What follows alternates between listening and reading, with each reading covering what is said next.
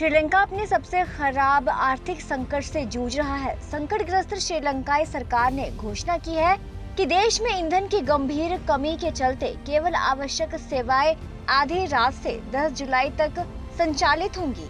प्रधानमंत्री रानिल विक्रमसिंघे ने पिछले बुधवार को कहा था कि भोजन, ईंधन और बिजली की कमी के चलते द्वीप देशों की अर्थव्यवस्था ढह गई है और आयातित तेल नहीं खरीद सकता। तब तक ये कदम उठाया गया है।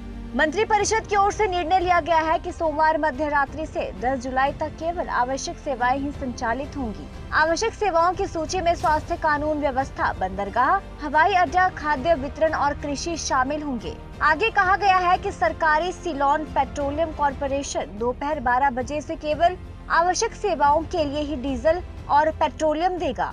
रिपोर्ट में परिवहन मंत्री गुणावर्धन के हवाले से ये भी कहा गया है कि इन सेवाओं में बंदरगाह, हवाई अड्डे, स्वास्थ्य, खाद्य वितरण और कृषि शामिल हैं। उन्होंने जनता से ईंधन खपत को सीमित करने के सरकार के कदम का समर्थन करने के लिए अपील करते हुए कहा कि अन्य सभी क्षेत्रों को घर से काम करने के कार्यक्रम की तैयारी करनी चाहिए। सरकार ने कहा कि एक नई क्रेडिट लाइन के लिए भारत के साथ बातचीत हुई थी और रियायती रूसी तेल खरीदने के लिए भी बातचीत चल रही है। सूत्रों के हवाले से ये खबर सामने आई है कि श्रीलंका के मंत्री आने वाले दिनों में देश के लिए और ईंधन पर चर्चा करने के लिए रूस और कतर की यात्रा करेंगे। संभावित राहत पैकेज पर बातचीत के लिए अंतर्राष्ट्रीय मुद्रा कोष श्रीलंका में है। 1948 में अपनी स्वतंत्रता के बाद से श्रीलंका अपने सबसे बड़े आर्थिक संकट से इस वक्त जूझ रहा है और पिछले साल के अंत से भोजन, दवाओं या ईंधन के आयात को वित्त पोषित करने में असमर्थ रहा है। विक्रमसिंघे ने संसद में कहा कि वर्तमान में सीपीसी पर 70 करोड़ डॉलर का कर्ज है। उन्होंने कहा कि परिणाम स्वरूप दुनिया का कोई भी देश या संगठन हमें ईंधन उपलब्ध कराने को तैयार नहीं है।